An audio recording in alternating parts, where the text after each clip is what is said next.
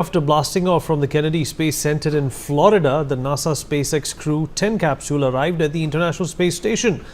The mission is aimed at swapping crew members and bringing home two astronauts, Butch Wilmore and Sunita Williams, who have been stranded aboard for nearly 9 months now. They went for 8 days. Originally, the two veteran astronauts and retired Navy test pilots were scheduled to return home months ago. However, a technical problem with the Boeing Starliner capsule that intended to ferry them back left NASA with no choice but to bring the spacecraft back to Earth empty, prolonging their stay in the orbit.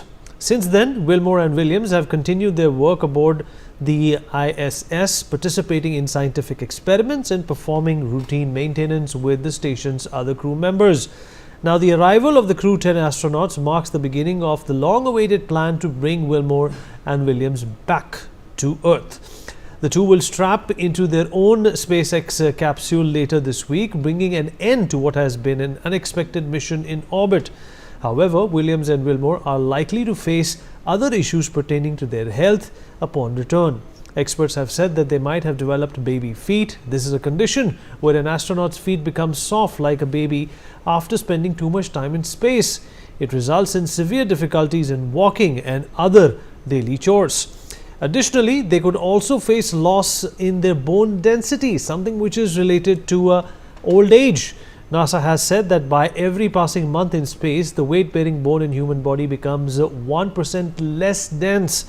The two astronauts are likely to experience a shrink in their blood volume, muscle atrophy and weakness, and immune system suppression as well. What does this mean and what can be anticipated? That's exactly what we will discuss in the next half an hour. Joining us on the show is Padma Shri Dr. Sanjeev Bagai, Chairman of Nephron Clinic. Mr. Ram Srivastava, former ISRO scientist, also joins us on the show. Last but not the least, Mr. P.K. Ghosh, space strategist, also with us on the broadcast. Well, thank you everyone for being a part of this conversation. Dr. Bagai, from the layman's prognosis that I just read out in my monologue, what did you make of it? And obviously, you understand this more than anybody here as to how the human health suffers when you are locked up in space for more than 6 months. What is this likely to do to a person? And, is this something which is recoverable? Is this something which you can gain back, especially the bone density part? Good afternoon. So right at the offset, the human body is not designed to stay without gravity in space for such prolonged durations of time. And I think, if I'm not wrong, this particular lady, Sunita Williams, has spent close to 320 days plus in space. And this is impacting various body organs. So like what you mentioned, it impacts almost all body organs. Structurally, the bone and muscle, you lose approximately up to 20% in the first 11 days and then 1% ongoing every month. So you develop what we call as osteoporosis and osteopenia. That means your mineralization of your bone density decreases and your relaying of your calcium also decreases. So your bones become weaker, you lose a lot of muscle mass, and going forward, your brain, especially your ventricles, which carry a lot of fluid, they enlarge. You have cognitive dysfunctions, psychological effects, risk of increased intracranial tension.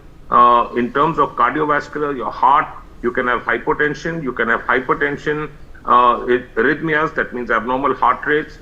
It's all in entry and exit from the Earth gravity, what we call as the G-force. That impacts the heart. Ophthalmic issues, you can develop cataracts, refractory errors, vestibular, that's the hearing disorders, hormonal dysfunction, kidney stones, gut dysfunctions. Very importantly, it alters your blood volume. So you can have hypotension on one side and fluid overload on the other, which can predispose long-term to effects of thromboembolic phenomena. We are still to understand what is the long-term effects of the outer space radiation with regards ongoing later on risk of cancers, but it does cause immune dysfunction. Apart from that, we've also learned through research studies that prolonged stay in space alters your genomic code. So it damages your DNA. What we call as telomere, the small little parts of your genes are elongated up to 10% extra. And there's a risk of infection, skin rashes.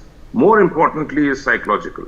So I think she will require a lot of monitoring when she comes back, but I'm pretty sure that the US space scientists are extremely well geared to manage these things, but much will unfold in another few days. Over to you. All right, Mr. Ram Srivastava, sir, your